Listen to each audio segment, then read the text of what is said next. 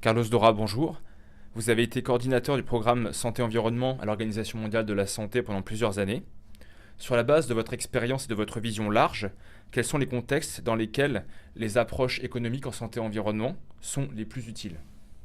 Premièrement, il faut dire que c'est très important d'avoir des analyses économiques.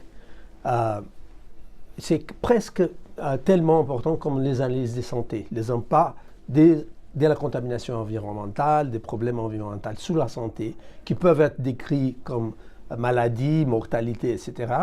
Mais aussi la quantification économique, c'est vraiment important pour que les gens puissent mettre en contexte et comparer avec d'autres initiatives ou les coûts de l'action pour éliminer la contamination environnementale. Donc ça, c'est le premier point. Au niveau de l'application, on a les applications à tous les niveaux. Au niveau global, par exemple, on a des analyses économiques de quel est le coût du changement climatique, par exemple, qui est important. Il ne prend pas toujours tellement les aspects santé, c'est plutôt l'environnement, mais il y a des analyses comme l'analyse faite par Sir Stern, Nick Stern, il y a quelques années, qui prend en considération aussi la santé. Alors c'est le premier niveau d'utilisation des analyses économiques. Le deuxième niveau, on pourrait dire au niveau national. Il y a les banques de développement qui font les coûts de la dégradation environnementale pour les économies au niveau national. Donc, pour que les pays prennent en considération, c'est ça qu'on est en train de causer en termes de coûts pour les pays, pour la société, si on ne fait pas des actions pour la protection de l'environnement. Et ce qu'on utilise beaucoup en tant que santé environnementale, c'est les analyses locaux.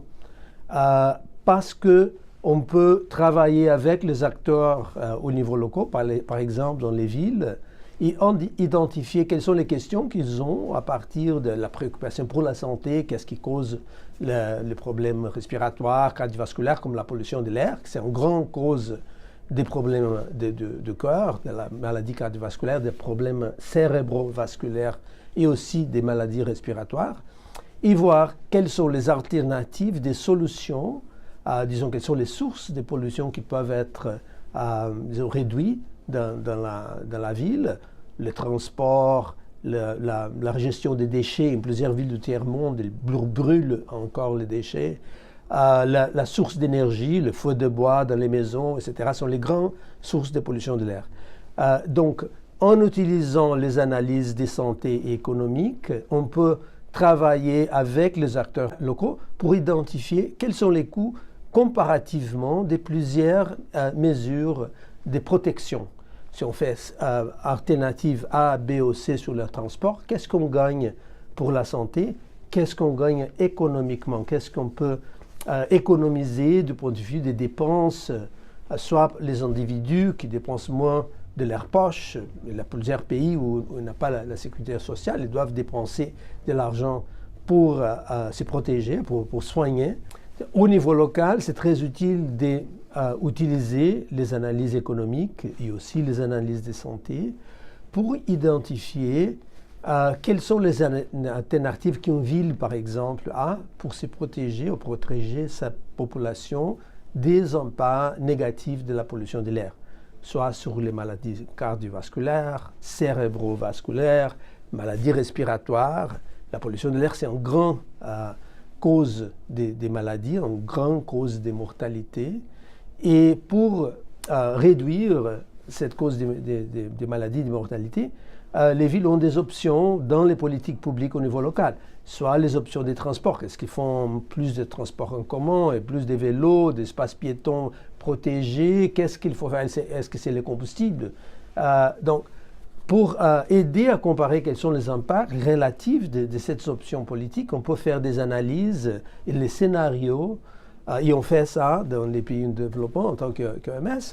On commence à faire ça. On fait des analyses économiques et des scénarios pour la santé, des mortalités, etc., en comparant les plusieurs options. Si on fait option A, qu'est-ce que ça donne pour la santé et pour les économies au service de santé ou pour les économies des individus qui dépensent moins dans les soins de ces genres de maladies-là. Un autre exemple, c'est le feu de bois, ou la façon de chauffer ou de cuisiner. Et c'est une grande source de pollution, d'exposition individuelle à la pollution de l'air. Et dans les pays qui sont relativement riches comme la Chine, on utilise encore beaucoup le charbon comme source de chauffage individuel. Donc, pour ces populations-là, c'est très important d'identifier quels sont les coûts et quels sont les bénéfices relatifs des alternatives, de plusieurs alternatives. Soit ils vont utiliser le gaz, soit ils vont utiliser l'électricité. Donc, en faisant les analyses économiques pour les coûts pour la santé et les analyses sanitaires, les impacts sanitaires de ces alternatives, on aide le gouvernement et aussi les acteurs locaux, comme la société civile ou comme la mass media, etc., de prendre vraiment la discussion en ayant une idée, pas uniquement que c'est un grand problème, mais quelles sont les solutions et quels sont les possibles résultats qu'on peut s'attendre si on fait l'alternative A, B ou C.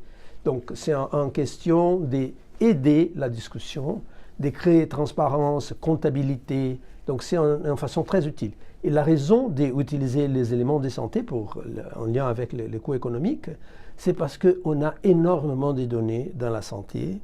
C'est très riche. Donc on a des informations très détaillées, scientifiques, à partir de qu'est-ce qui cause les maladies, quelles sont combien de pollutions est-ce qui cause les maladies, en plusieurs situations. Donc on a aussi, en tant que scientifique et organisation qui s'occupe de l'environnement santé, en responsabilité d'émettre cette information qui est très riche dans un contexte et dans un langage qui est utilisable par plusieurs acteurs sociaux, soit au niveau local, national ou global. Merci.